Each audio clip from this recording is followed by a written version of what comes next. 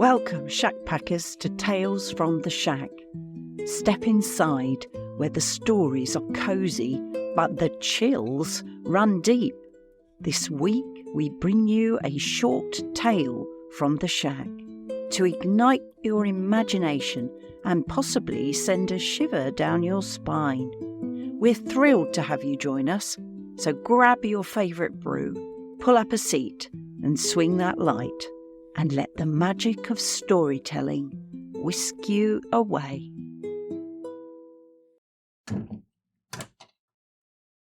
The kettle's on, the lantern is glowing, and somewhere beyond the walls of the shack, the ancient oaks are whispering once more. Welcome back to the freaking shack, and to part 2 of our summer tale.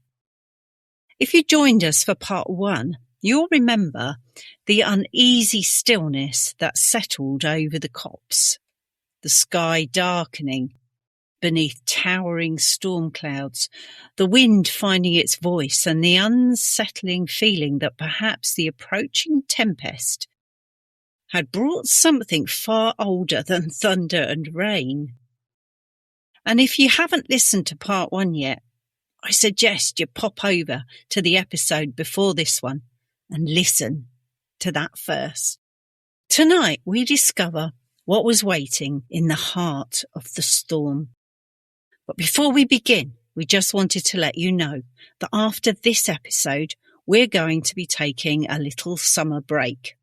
We'll be hanging up the lantern, putting the kettle away, and giving ourselves around 6 to 8 weeks to recharge, research, and write and gather plenty of wonderful, weird new stories for you.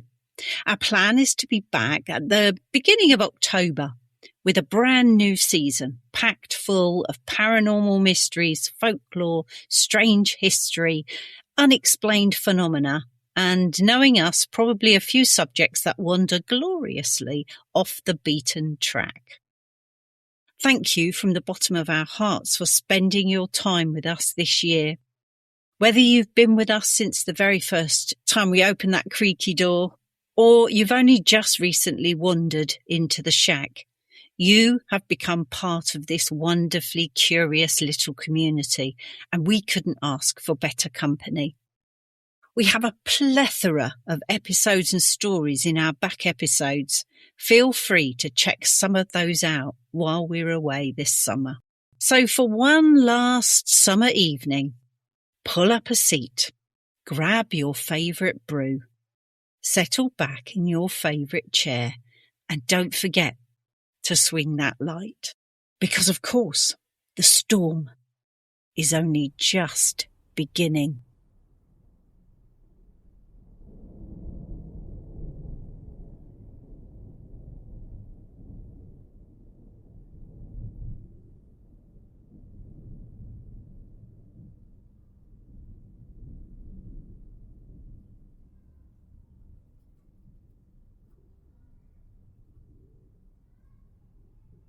The sky beyond the tree line didn't just darken, it seemed to lower itself as it crept over the distant hills. A southerly mass of cloud headed towards us, cloud swirling like a great ink-coloured smoke. It looked for a moment like the beginning of the film War of the Worlds, a purple and black bruise spreading across the horizon. Lightning flickered inside the cloud bank, quietly rumbling, a constant rolling rumble like a waking monster's enormous growl, as though something vast was waking. Marlowe pressed herself against my leg, keeping her gaze on the trees. Mort froze mid-air and vanished. Not drifting away, vanished, with a sound like a dry, snapped branch. He was gone. You felt it more than heard it, the sudden absence of him and the way the air seemed to gasp. He'd realised what was coming.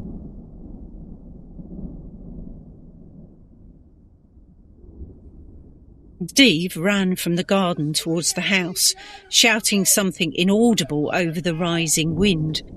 I knew where he was heading. to quickly place the Velux window covers into place. The protective covers were ready to unveil like sails over the windows. The storm was moving fast, unnaturally fast, spiralling over the distant hills in tight, violent coils. Steve, I know, would also have pulled the plug on the internet box. Everyone in Brittany knew the horror stories of routers exploding like tiny grenades during electric storms. We had always considered the old oaks that stood around the shack to be like giant guardians. I watched as our ancient protectors groaned by the first roar of wind as it reached the copse, the air surging through their full summer canopies, creating a vast oceanic rush that rose into a furious crescendo. Their branches whipping and thrashing, not in fear but in defiance.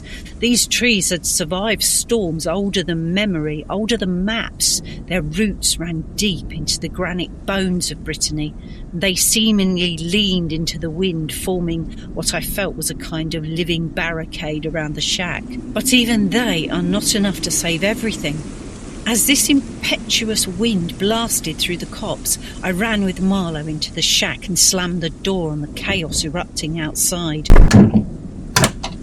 Through the windows, I watched in stunned disbelief as a whirlwind tore through our little commune, ripping leaves from trees and scooping them around and upwards into a 6-foot spiral before diverting its attention to a smaller tree to my left, where in seconds the young beech was pulled unceremoniously from the ground and thrown aside, while strangely the tree next to it stood totally untouched, the wind seemingly choosing its targets with eerie precision. Breton folklore described these sporadic whirlwinds as the dancing of Corrigans, mischievous Breton fairy folk, explaining that when they dance, they choose their own paths. And just when I thought I'd witnessed the worst of this storm, a monstrous ceiling of black cloud swallowed the summer sky. Light dimmed in the shack so much that I lit our swinging light and sighed. I might as well light this, as there's a complete story unfolding before my eyes out there. Blue-black cloud coiled together heavy with what I thought was rain and charged with electricity. I was expecting a deluge, but hail exploded from the heavens as fistfuls crashed through the trees with a violence that felt almost deliberate. The copse writhed beneath the onslaught, branches flailing like desperate arms, while the ground boiled with white bouncing stones.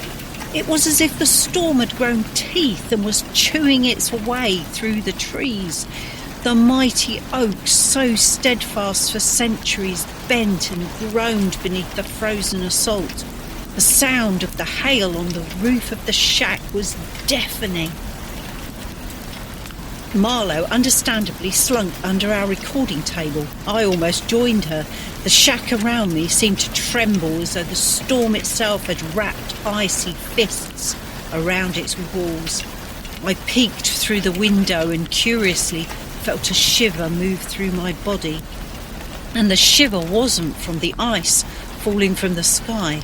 The wood of oaks seemed to draw a slow ancient breath. Every oak stood unnaturally still between the crashes of the hail, as though listening, waiting for something that had returned with the storm. Ancient folklore would have said that a southern wind isn't merely weather, it's a messenger. It suddenly felt as though the southerly storm had carried more than wind, hail and lightning.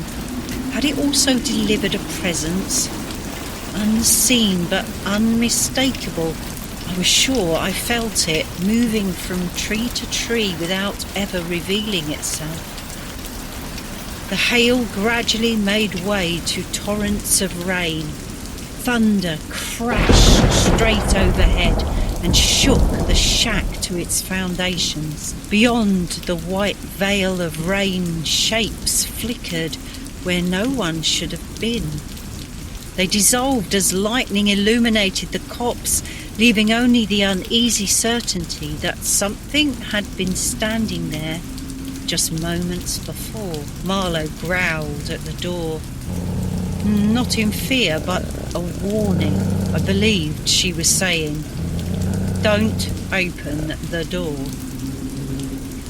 Something was outside in the copse by the biggest, oldest tree. With its roots twisted and knotted, something seemed to stir with awareness. The wind slowly eased. The oaks no longer fought it, and their branches dripped with large raindrops. We were rooted to the spot in the shack, not daring to step outside. It wasn't fear of the storm that rooted us to the spot, though. It was the impossible feeling that something hidden among those ancient trunks had finally opened its eyes and knew we were there. Folklore tells us that the oldest trees store memories.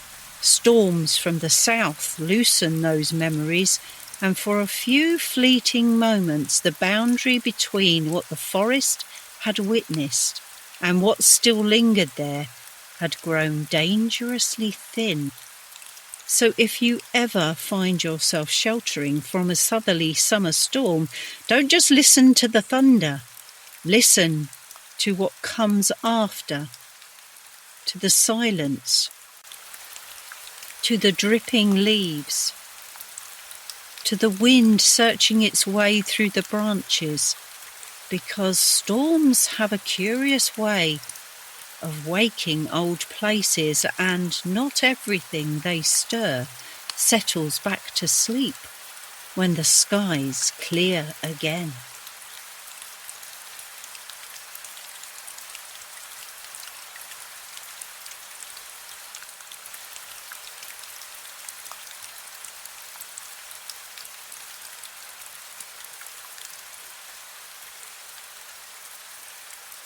And so, the storm has finally passed.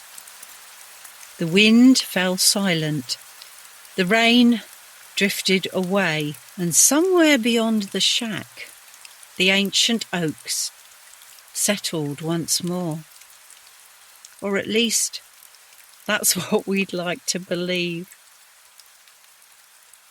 We really hope you've enjoyed joining us for this little summer tale. It is, in fact, all based on true accounts that happened not just to us, but to people in and around this region, as one of the biggest summer storms rolled through our area. It's been a pleasure to share it with you, and as always, thank you for every listen, every message that you send us, every review and every recommendation, and of course every follow, because by doing those small little things, it really helps our little community to grow. You make this wonderful, strange little corner of the world feel like home. We'll now be taking a short break for the rest of the summer, spending the next 6 to 8 weeks hunting down new legends, digging into forgotten history, uncovering fresh paranormal mysteries, and brewing up another season of curious conversations here at the Freakin' Shack. If all goes to plan, we'll be swinging the lantern back into life at the beginning of October. And we can't wait to welcome you through the door once again. Until then, take care of yourselves. Enjoy the changing of the seasons.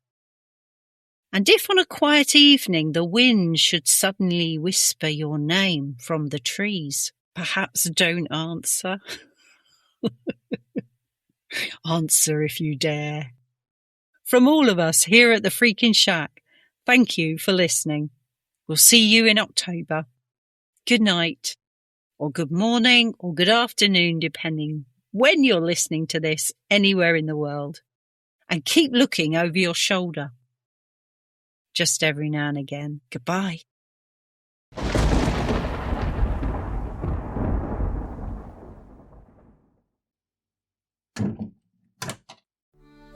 Thanks for hanging out in the shack with us. If you've got a strange story, theory, or even just a spooky question, send it to shackpackinbox@gmail.com because we'd love to hear from you. Follow us to ensure that you never miss an episode of The Freaking Shack, because listening to us is much cheaper than therapy and slightly more spooky. Until we meet again, Shackpackers, take care.